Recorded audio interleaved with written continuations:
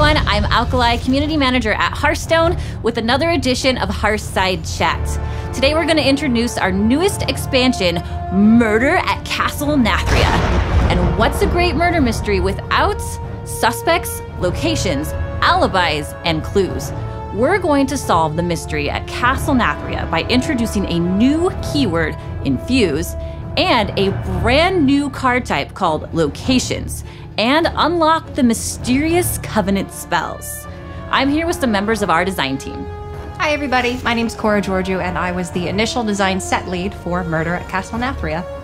Hey everyone, I'm Goodwin. I was one of the final designers for this expansion. Hi there, I'm Valerie Chu. I'm lead narrative designer, and we're delighted to have you here today. In our newest expansion, Hearthstone journeys to the Shadowlands as we encounter the murder of Sire Denathrius at Castillo Nathria. It is a murder most foul, and Valerie, tell me, how could this happen? Well, Sire Denathrius has ruled the realm of Revendreth with an iron fist since the very beginning, so he's made quite a few enemies. These suspects come from all over the Shadowlands, which have been afflicted by some terrible circumstances lately. The main source of energy for the Shadowlands is called anima. It's like this life essence, and it's in very short supply. They call it an anima drought. So there are many, many different motives for all of these different suspects. But luckily, we have the inimitable Murloc Holmes on the case to use his cunning wit and powers of deduction to figure out what has truly occurred. Murder at Castillo Nathria introduces a brand new keyword called infuse, and I've heard that there are a lot more imps in this expansion, so tell me why this new keyword is so important, Cora. Here we go! Well, you've heard correct. There are certainly going to be some imps in this set, and Mischievous Imp is just the first one. Warlock is no stranger to playing with imps, but usually it's just because imps are demons, and Warlocks synergize with demon minions. But in this set, we are specifically calling out imps, so be on the lookout for some more cards that do that in the text box. But Mischievous Imp is just the first example of our infuse keyword that we're showing off today. And infuse is really wonderful for two reasons.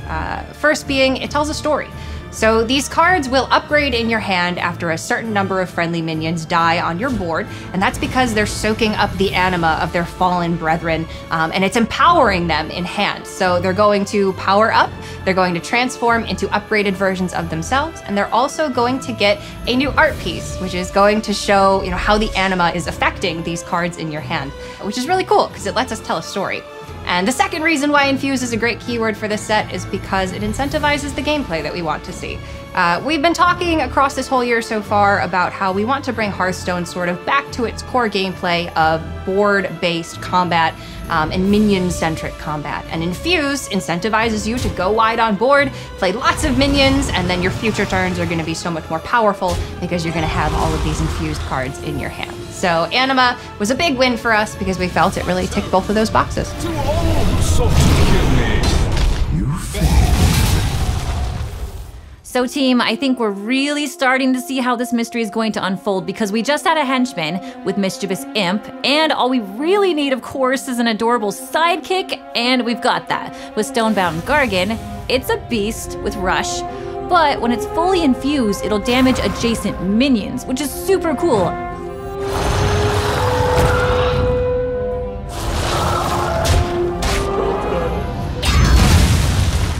Every great murder mystery has a ton of different elements to it, one of which is a convincing disguise for one of our suspects.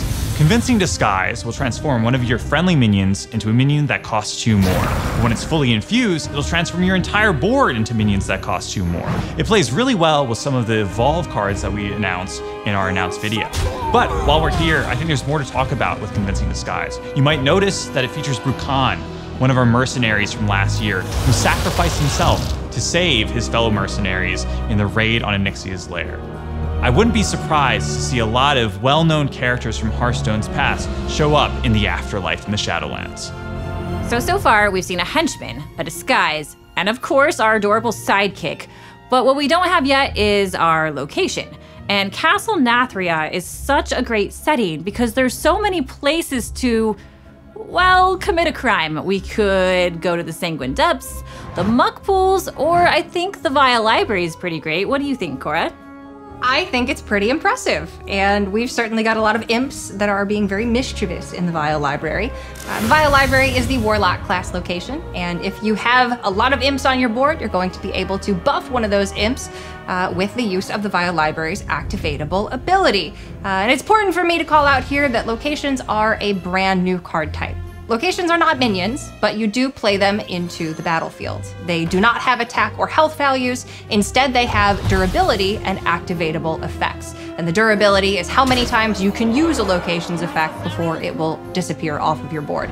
So you can use this activatable effect for free. It doesn't cost any mana. You can use it as soon as you play the location, but after you use the effect of a location, it will be on cooldown for 1 turn. So we really want players to plan out their turns and plan out when they're going to get the most use out of these locations' activatable abilities. And locations, you're absolutely correct, are a wonderful way for us to show off settings in Hearthstone, which is a really important part of our expansions. So team, I think it's important that we take this back to the scene of the crime at Castle Nathria, head back to the Vial Library and see what's lurking in the shadows. And I suspect that there might even be a shadow spell. I don't know, Cora, it's pretty dark in there. I think you are on the right track, and I'll expand on it a little bit, because when we were first ideating this set, it was really important to us that we had 3 things. One of them being locations, the second being suspects, of course, and the third being murder weapons or means of committing a crime. It can be difficult at times for us to do weapons across all 10 classes because we have spellcaster classes like Warlock and Mage and Priest that don't attack with weapons really. And we just did weapons that didn't have attack with the profession tools in United and Stormwind. So we felt like it was a little bit too soon to do those types of weapons again. So what we came up with instead are a cycle of 10 spells called Covenant spells. And this is perfect for the Shadowlands because every class gets a Covenant spell aligned with the Covenant that they choose to be a part of when they're going through the Shadowlands campaign. So in this case, we have the Warlock class Covenant spell that is aligned with the Venthyr Covenant in Revendreth, and this is Imp Ending Catastrophe.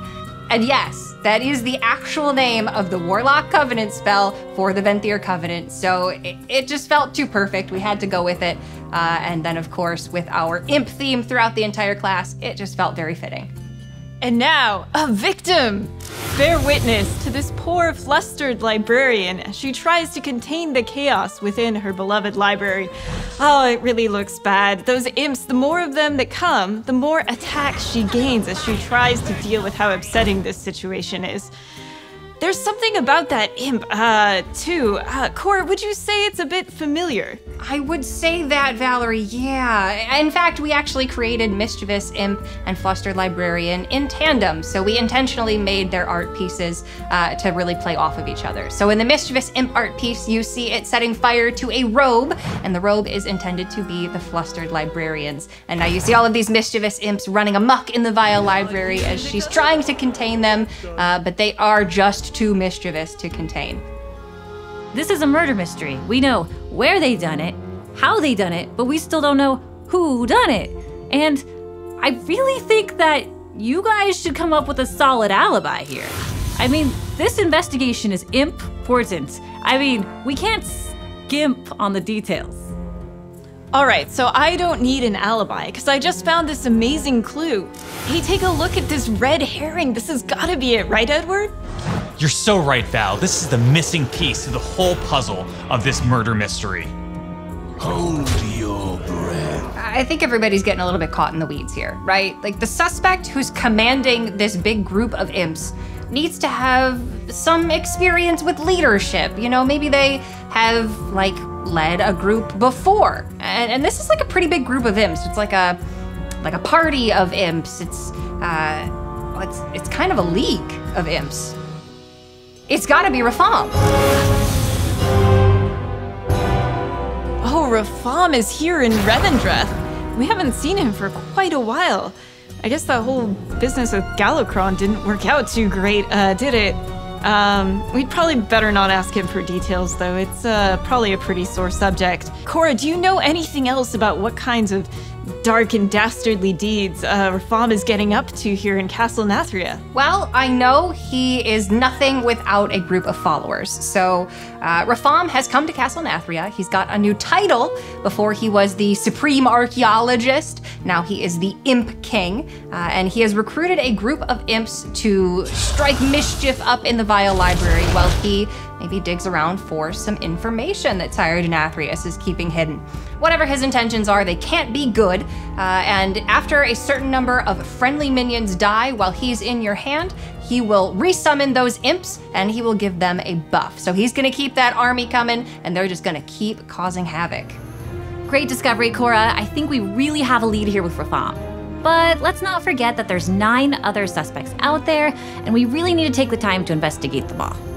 And for you at home, if you want to join us on the investigation, make sure to follow us on all of our socials and check out playhearthstone.com. Thank you for watching, and we'll see you next time.